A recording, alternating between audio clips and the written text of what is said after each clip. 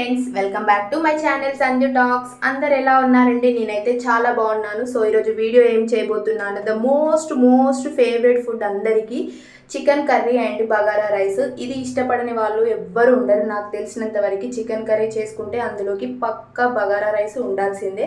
So ఇది నేను నా స్టైల్లో నేను ఎలా చేస్తాను, మా హస్బెండ్ చాలా ఇష్టంగా తింటారు. సో ఇది ఎలా చేస్తాననేది కంప్లీట్ ప్రాసెస్ నేను ఈ వీడియోలో చూపిస్తాను. వీడియో ఎక్కడ స్కిప్ చేయకుండా మొత్తం చూసేయండి. అండ్ నా ఛానల్ని కొత్తగా చూసేవాళ్ళు లైక్, షేర్ అండ్ సబ్స్క్రైబ్ చేయడం మర్చిపోవద్దు. ముందుగా నేను బగారా కోసం రైస్ అనేది నానబెట్టి పక్కకు పెట్టుకున్నాను. అండ్ నెక్స్ట్ వచ్చేసి చికెన్ పీసెస్ని కూడా కడిగి పక్కకు పెట్టేశాను. సో ఈ ప్రాసెస్ అనేది మొత్తం ఎలా స్టార్ట్ చేస్తాను ఏంటి అనేది మొత్తం చూసేయండి. అండ్ నేను వన్ బై వన్ చూపిస్తూ చేస్తున్నాను కాబట్టి కంప్లీట్గా నేను చెప్పట్లేదు. మీరు వీడియో మొత్తం చూస్తేనే నేను ఎలా చేశాను అనేది మీకు తెలుస్తుంది. సో ఇంకా ఎందుకు ఎటు డిస్టర్బ్ అవ్వకుండా కంప్లీట్గా చూసేయండి.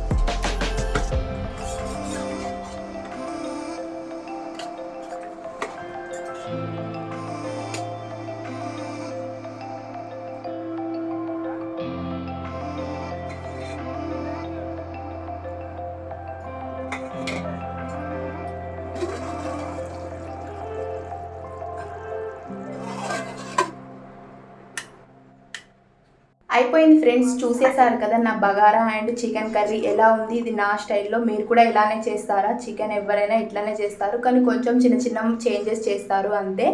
చూడండి పర్ఫెక్ట్గా వచ్చింది కదా బగారా రైస్.